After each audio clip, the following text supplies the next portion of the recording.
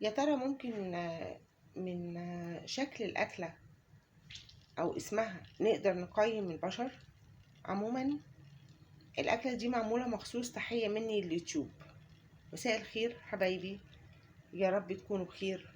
النهاردة أنا هعمل مقلوبة، تحية مني لليوتيوب. يمكن عشان أنا مش بحب أتعامل مع الناس اللي بتغدر أو مع أي حاجة ممكن يكون فيها غدر أو خيانة.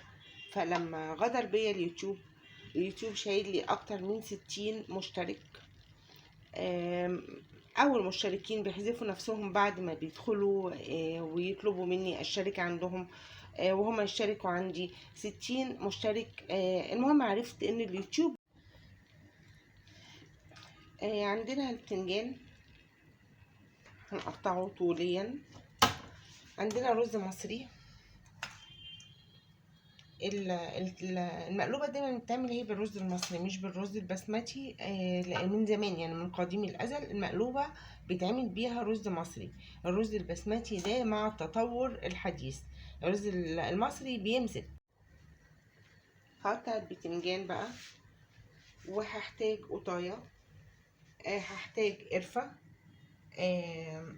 دي حبهان، فلفل اسود، بهارات، شويه سماق، جوز الطيب. ما بيتحطش عليها حاجه تانية، والسماق ده اضافه من عندي. في نفس الوقت انا هعملها باللحمه مش بالفراخ.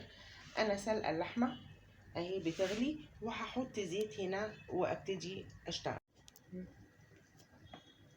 انا ما بحبش البتنجان اشيل القشر الاسود كله بصراحه.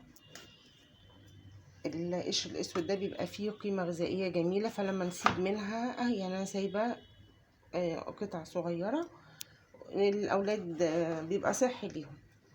نفس الوقت انا المقلوبه او البسنجان يعني انا بحب احمره وياخد المذاق بتاعه الصح. كان ليا صديقه سعوديه مش مصريه، فكنا قاعدين بنتكلم مره على الاكل، يعني لقيتها بتقول لي لا انا ما بحمرش البسنجان لا في المسقعه بقى ولا في المقلوبه ولا الحاجات دي. انا بعمله كده عشان القيمه الغذائيه وعشان الكوليسترول وعشان ما ياخدش زيت. انا جربته بصراحه ما طلعش حلو، يعني مع احترامي ليها قلت لها لا.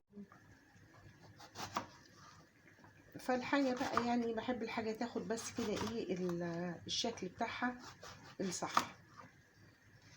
بس طبعا لما بيكون في ظروف وناس بتضطر نفسها فيه وما ينفعش تقليه خالص ما يجراش حاجه. يعني نبتدي نقلي البتنجان بقى.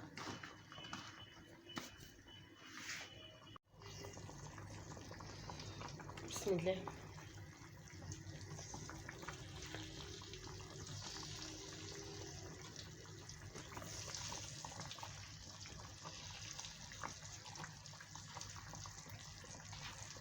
اللحمه خلاص كده خلصت، هقفل عليها واصفيها من الشوربه.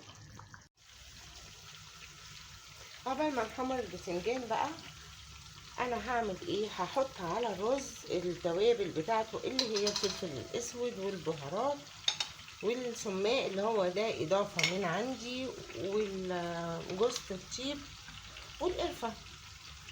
طبعا في بيعملوها بالفراخ او هي بتتعمل بالفراخ، انا ما بحبهاش بالفراخ خالص خالص. اللحمه انا طلعتها من الشوربه بتاعتها كده خلاص. انا عندي بقى الطاجن هحط فيه الحاجه. طبعا هو القوطه دي طرنشات عشان البتنجان ما يتحرقش واللحمه ما تتحرقش لانها تحط طبقات اولى، فبعملها طرنشات. فبحط الطماطم طبقه من تحت خالص عشان احميها من انها تتحرق. اوكي ماشي. وبعدين احط البتنجان،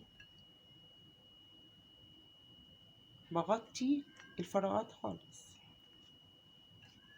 معلش انا صوتي تعبان، يعني موضوع اليوتيوب ده بجد ضايقني بجد قوي. يعني مش متعوده ان حاجات زي كده تضايقني. اما كل ما اجي اوصل لل90 ماشي يعني خلاص، في غيري اولى اوكي يعني، لكن كل ما اجي اوصل ل95 الاقيه نزلني لل70. طب ليه؟ الاول انا شكيت في الناس بصراحه وما كانش عندي مصداقيه. كده انا غطيت طبقة البتنجان. فيه بيحطوا طبقة واحدة، اللي معلمني دي صديقة فلسطينية، تحياتي ليها دانيا. كده حطيت البتنجان كله. حط بقى اللحمة، انا بقطعها صغيرة كده. ليه انا مقطعها صغير؟ انا كنت هعملها كباب حلة. كباب الحلة بنقطعها صغير خالص. في طبعا بيحطوا البتنجان. طبعا دانيا انا معرفش عنها اي حاجة خالص دلوقتي يعني، لكن الحق يتقال، اللي علمني حاجة لازم ياخد حقه. انا معرفش هما فين دلوقتي. في بقى بيحطوا مكسرات، بيحطوا لوز. انا ما بحطش عليها مكسرات، هي كده كامله جميله تتاكل، المعلقه بمعلقتها، وقطعه اللحمه بالرز بالبتنجان. انا غطيت كده تقريبا كله.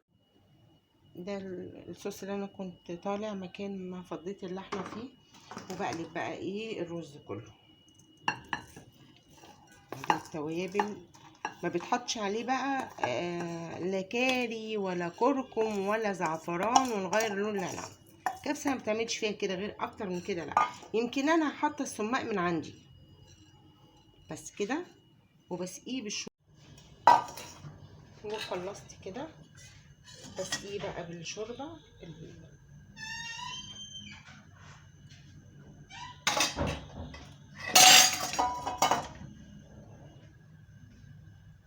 بسم الله بسم الله.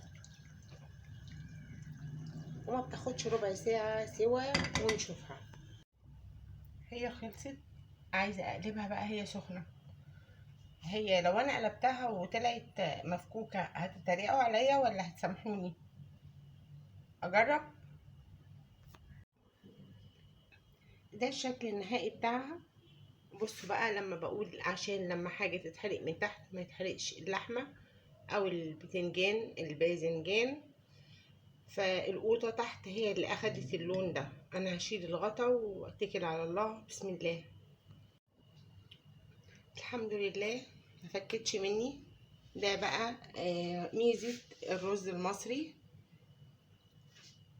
القوطه هي اللي اتحرقت من تحت، ودي اتشالت على جنب. البتنجان طالع اهو جميل جدا زي الفل، واللحمه من تحتيه. بالهنا والشفا، يا رب يعجبكم.